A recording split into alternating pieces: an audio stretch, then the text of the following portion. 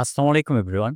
আজকের এই ভিডিওতে আমি অর্থনৈতিক প্রথম পত্রের খ এবং খ অর্থাৎ জ্ঞানমূলক এবং অনুধাবনমূলক প্রশ্নের সাজেশন নিয়ে আলোচনা করব। প্রিয় শিক্ষার্থীরা, জ্ঞানমূলক এবং অনুধাবনমূলক প্রশ্ন যদি তোমাদের পরীক্ষায় কমন পেতে চাও, তাহলে আমি তোমাদেরকে যে প্রশ্নগুলো দেখিয়ে দিব, এগুলো ভালো করে পড়ার চেষ্টা করিও। দেখো, কিছুদিন পরেই যেহেতু তোমাদের এক্সাম, এই মুহূর্তে তোমাদেরকে সাজেশন ভিত্তিক পড়াশোনা করতে হবে। তো আমি আশা করছি যে প্রশ্নগুলো দেখিয়ে দিব, এগুলো পড়লে ইনশাল্লাহ এখান থেকে কমন পেয়ে যাবে। আর হ্যাঁ, এই পিডিএফটি নিতে চাইলে দেখো ডেসক্রিপশনে একটি লিঙ্ক দিয়ে দিছি, সেই লিঙ্কে আমাকে একটি এসএমএস দিও, তাহলে আমি তোমাদেরকে এই পিডিএফ প্রোভাইড করে দিব।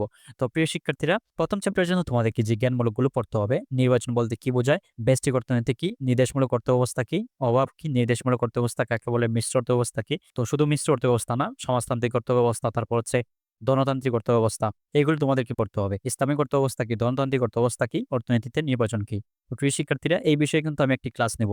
সেই ক্লাসে আমি তোমাদেরকে সিকিউ এবং এমসিকিউ সলভ করিয়ে দিব। মাত্র 2টি সিকিউ সলভ করিয়ে দিব, ইনশাল্লাহ এখান থেকে তোমরা পরীক্ষায় কমন পাবে, এবং 60টি এমসিকিউ সলভ করিয়ে দিব, যেখান থেকে তোমাদের পরীক্ষায় 4 থেকে 5টি এমসিকিউ আসবে। তো সেই ক্লাসটি করতে আমার এই চ্যানেলটিকে সাবস্ক্রাইব করে রাখিও। তারপর দেখো, তোমাদেরকে পড়তে হবে অর্থনৈতিক ব্যবস্থা কাকে বলে, পিপিসি কি। প্রিয় শিক্ষার্থীরা, PPC means production possibility curve, অর্থাৎ উৎপাদন সম্ভাবনা রেখা। এখান থেকে তোমাদের পরীক্ষা কিন্তু একটি সৃজনশীল আসবেই আসবে, অনেক বেশি ইম্পর্টেন্ট।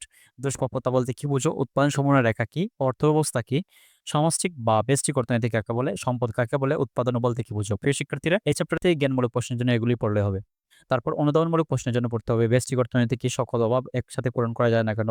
তো প্রিয় শিক্ষার্থীরা, এগুলো তোমরা পড়ে নেবে। যদি এই জায়গায় আমি তোমাদেরকে পড়ে দিতে চাই, তাহলে কিন্তু ভিডিওটা অনেক বেশি লম্বা হয়ে যাবে।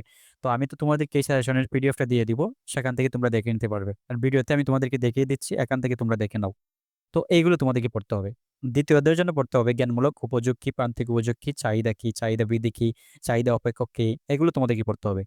তো দ্বিতীয় অধ্যায়ের জন্য আমি জ্ঞানমূলক প্রশ্ন 21টি দিয়েছি, কারণ এই চ্যাপ্টার থেকে কিন্তু তোমাদের পরীক্ষার 3টি সৃজনশীল আসার সম্ভাবনা অনেক বেশি। তাই আমি তোমাদেরকে এই জায়গায় জ্ঞানমূলক এবং অনুধাবনমূলক প্রশ্ন বেশি পড়তে বলবো। তো এগুলো তোমরা পড়ে নিবে। অনুধাবনমূলক প্রশ্নের জন্য তোমরা দেখো, আমি এখানে দেখিয়ে দিচ্ছি, এখান থেকে তোমরা দেখে নাও।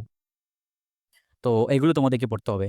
প্রিয় শিক্ষার্থীরা, অনুধাবনমূলক প্রশ্নের জন্য আমি 26 কোয়েকশন দিয়েছি। এই 26 কোয়েকশন অবশ্যই পড়তে হবে, কারণ এই 26টি কোয়েকশন এজন্যই পড়তে হবে, কারণ এখান থেকে কিন্তু পরীক্ষায় 3টি সৃজনশীল প্রশ্ন আসবে। তো 3টি সৃজনশীল প্রশ্ন আনসার করতে হলে অবশ্যই তোমাদেরকে এগুলো পড়তে হবে।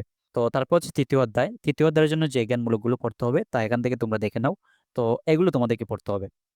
তারপর হচ্ছে ক নম্বরের প্রশ্ন, অর্থাৎ অনুধাবনমূলক প্রশ্নের জন্য পড়তে হবে পরিবর্তনে ব্যাখ্যা। তো প্রিয় শিক্ষার্থীরা, এই প্রত্যেকটি বিষয়ের উপর কিন্তু আমি ক্লাস নেব, প্রত্যেকটি অধ্যায়ের উপর আমি ক্লাস নেব।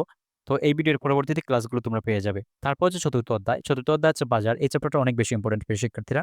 এই চ্যাপ্টার থেকে তোমাদের পরীক্ষায় সিকিউ আসবে 2টি, কি বলছি, 2টি সিকিউ আসবে, এবং 4 থেকে 5টি কিংবা 4টি এমসিকিউ আসতে পারে। প্রিয় শিক্ষার্থী, এই চ্যাপ্টারে আমি তোমাদেরকে মাত্র 2টি সিকিউ এবং 50টি এমসিকিউ সলভ করে দিব, ইনশাল্লাহ এখান থেকে তোমাদের পরীক্ষা কমন পাবে। তো সেই ভিডিওটি দেখতে হলে আমার চ্যানেলটিকে সাবস্ক্রাইব করে রাখিও। তো এই চ্যাপ্টার থেকে জ্ঞানমূলক প্রশ্ন এগুলো পড়তে হবে। দেন অনুধাবনমূলক প্রশ্নের জন্য তোমাদেরকে এখানে আমি দেখিয়ে দিচ্ছি, এগুলো তোমাদেরকে পড়তে হবে। এই 19টি প্রশ্ন পড়লে হবে আশা করছি। 9 নম্বর অধ্যায়ের জন্য পড়তে হবে জিডিপি কি বা জিডিপির মিনিং, এনএনপি কি, এগুলো তোমাদেরকে পড়তে হবে। তো এই ভিডিওর পিডিএফটা আমি নিচে লিঙ্ক দিয়ে দিব, সেখানে আমাকে এসএমএস করে তোমরা এই পিডিএফটি পেয়ে যাবে। তারপর হচ্ছে মুদ্রা ব্যাংক কি। তো মুদ্রা ব্যাংক থেকে তোমাদের পরীক্ষা আসতে পারে ঋণ নিয়ন্ত্রক পদ্ধতি কি। তো জ্ঞানমূলকের জন্য তোমাদেরকে এগুলো পড়তে হবে, বিশেষ করে নিকাশ করা অনেক বেশি ইম্পর্টেন্ট। তারপর হচ্ছে অর্থ কি। তো এগুলো তোমাদেরকে পড়তে হবে, এবং খ নম্বর প্রশ্ন অর্থাৎ অনুধাবনমূলক প্রশ্নের জন্য যেগুলো পড়তে হবে, তা এখান থেকে তোমরা দেখে নাও, আমি দেখিয়ে দিচ্ছি। তো প্রিয় শিক্ষার্থীরা, এগুলো কিন্তু তোমাদের পড়লে হবে। তো পরিশেষে আমি তোমাদেরকে যে বিষয়টা বলবো, তো পরিশেষে আমি তোমাদেরকে বলবো, তোমরা যদি 1 নম্বর অধ্যায়, 2 নম্বর অধ্যায়, 3 নম্বর অধ্যায় এবং 4 নম্বর অধ্যায়, এই 4টি অধ্যায় পড়তে পারো, এখান থেকে পরীক্ষা 8টি সৃজনশীল প্রশ্ন হুবহু কমন পাবে। প্রিয় শিক্ষার্থীরা, ভরসা রাখতে পারো, এখান থেকে 100% তোমরা হুবহু 8টি সৃজনশীল প্রশ্ন কমন পাবে। তো প্রিয় শিক্ষার্থীরা, এই 4টি অধ্যায়ের উপর আমি ক্লাস নিব। একটু পরেই তোমরা প্রথম অধ্যায় এবং চতুর্থ অধ্যায়ের উপর আমার 2টি ক্লাস পেয়ে যাবে। এই 2টি ক্লাস করো, ইনশাল্লাহ তোমরা এখান থেকে 3টি সৃজনশীল প্রশ্ন কমন পাবে। 2টি ক্লাস থেকে 3টি সৃজনশীল প্রশ্ন কমন পাবে, এবং 7 থেকে 8টি এমসিকিউ কমন পাবে। তো প্রিয় শিক্ষার্থীরা, সেই ক্লাসটি করতে হলে জাস্ট আমার চ্যানেলটিকে সাবস্ক্রাইব করে রাখিও, এবং এই ভিডিওটি তোমাদের কাছে কেমন লেগেছে তা আমাকে কমেন্ট করে জানাতে বলবে না। ধন্যবাদ সবাইকে। আসসালামু আলাইকুম রহমতুল্লাহ।